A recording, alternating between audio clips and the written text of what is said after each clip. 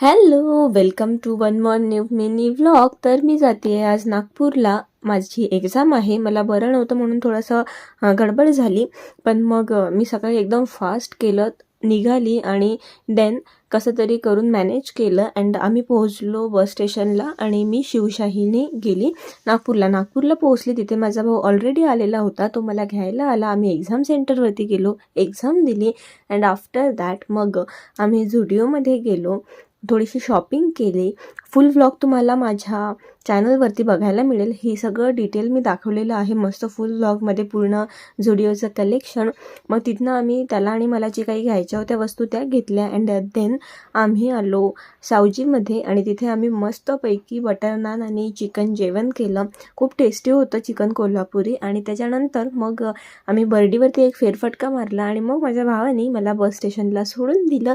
तिथनं मी बसमध्ये बसले आणि